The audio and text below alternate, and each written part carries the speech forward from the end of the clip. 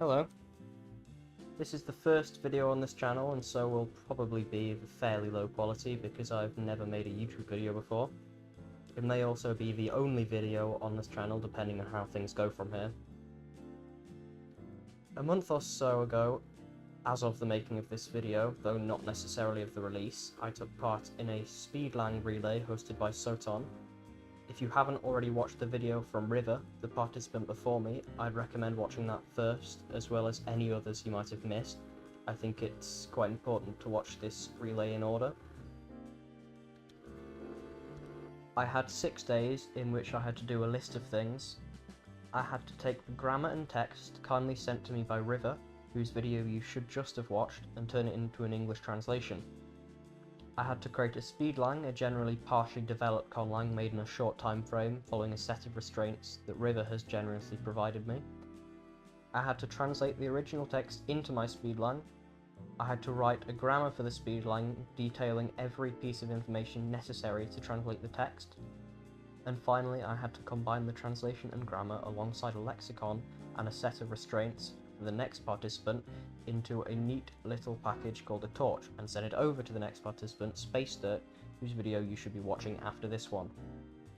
On top of that, all the participants needed to create a YouTube video about their part of the relay, and well, that's what this is. This video will cover the following topics: the text I received, my translation into English, the features I needed to have in my Speedlang, the Speedlang I created, and the translation into my Speedlang. After looking at some of the things the other relay participants have put out, I've realised that they are mostly all quite odd in their own ways. They have their own peculiar, fun quirks. Sometimes they're a little cursed. I imagine their videos will be relatively entertaining. Compared to that, my leg of the relay is a bit more bland. Sorry. Without further ado, this is the text that River sent me in their Speedlang Kiallaas. I'm not going to attempt to pronounce this, but you might find a pronunciation in River's own video. The first thing I did was to pick out the individual parts of speech, and then from that to pick out the cases of the nouns, which yielded this. I was not fully able to figure out a couple of the nouns. The next step was to create a gloss from this, which you'll see here. And the last step was to turn that into an English translation. I had a lot of trouble with this, mainly because it made no sense to me at all, but that's to be expected in a conlang relay, especially 5 legs into it. So here's what I took this to mean. With that in mind, it's time to take a look at the Speedlang that I made. I'm not going to go into every minute detail of the language, mainly because it's a Speedlang, so there aren't that many minute details. So, the phonological restrictions I received were in some way to contrast palatal sibilant and palatal non-sibilant fricatives, to have at least one non-pulmonic consonant or series, and to have a medium to large sized vowel inventory. And from those restrictions I made this consonant inventory, and this vowel inventory. There is no distinct syllable structure that I've made, mainly because I wasn't going to have to create enough words to require a word generator. Now it is time for grammar. The first grammatical restriction imposed upon me was that Kiallaas should have an object-first word order. Towards this, the main syntax rules are that the object must be the first idea in the clause, or the subject if the verb is intransitive, and the verb must be the third idea in a transitive clause, or the second in an intransitive clause. Any other idea may be placed at any point within the clause. On top of that, the noun phrases are predominantly head initial.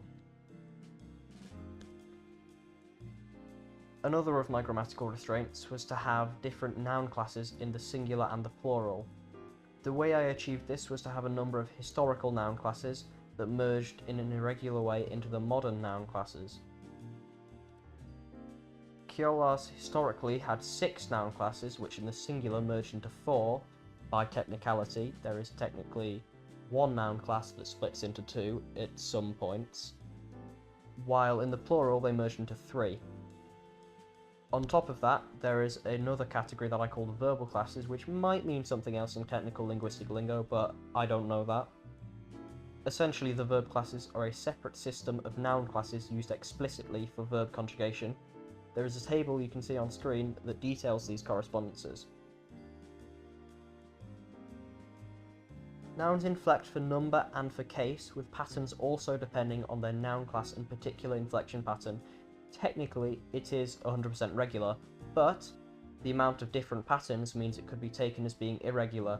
Nonetheless, every inflection pattern follows very specific rules. Kiallaas's morphosyntactic alignment is ergative absolutive, meaning the subject of an intransitive verb is marked the same as the object of a transitive verb, while the agent of a transitive verb is marked differently. These aren't exactly the best examples for the differences between intransitive and transitive verbs and ergative absolutive alignment, but I wanted the sentences to be as similar as possible while demonstrating the difference, so these are the same verb, but the second one has an applicative applied to it, which means that it takes two direct arguments. My final grammatical restraint was to have no distinction between second and third person. I decided to go with a system of singular and plural numbers with an inclusive and non-inclusive distinction in the first person plural pronouns. There are distinct pronouns for each of the three cases and a special reciprocal and reflexive form. Now it's time for articles. There are none. There are, however, demonstratives. There is a proximal medial distal distinction in the demonstratives, and there are suffixed forms for each of them.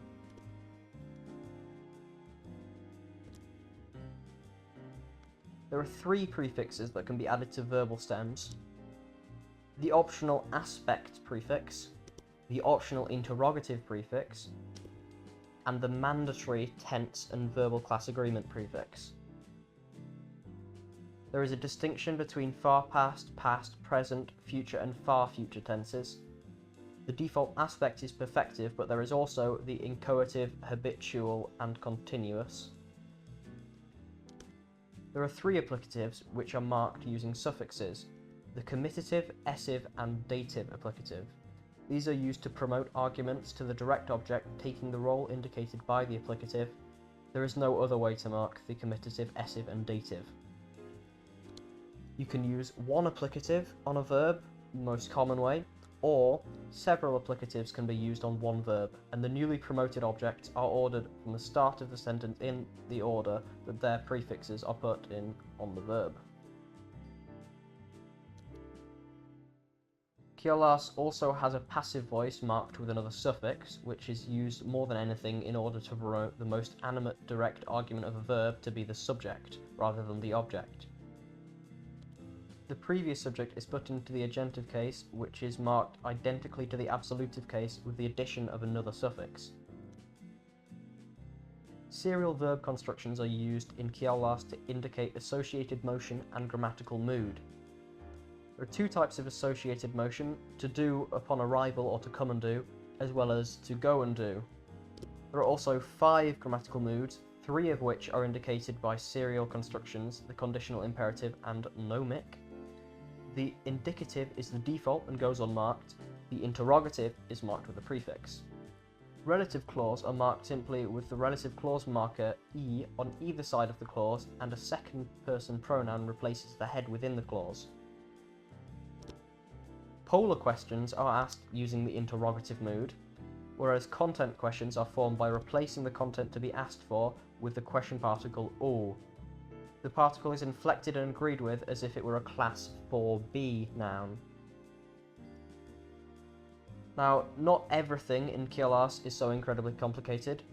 Adwords, that is, adverbs and adjectives, take a comparatively small amount of inflection.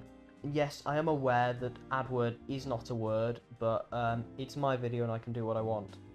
Anyway, I grouped these 2 grammar sections together because they share some morphology.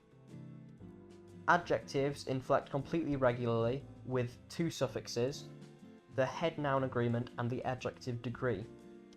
There is an agreement form for every modern noun class, and there are 3 adjective degrees plus the negative for each, including the default unmarked positive degree.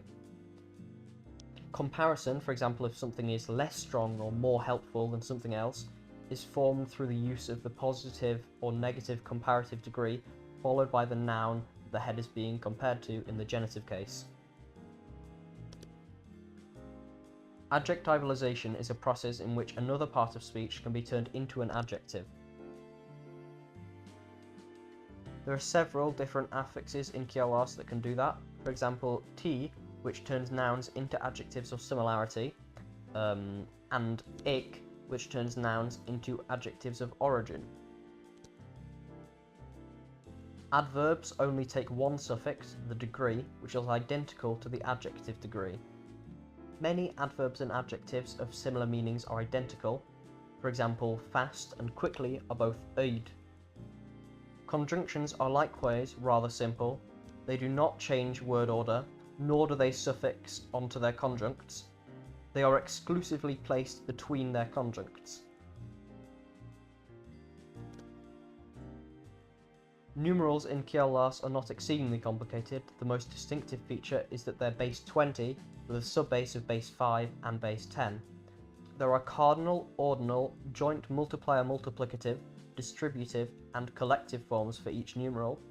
Numerals do not inflect for their head nouns. Here are some examples of the different forms of the numerals used in context.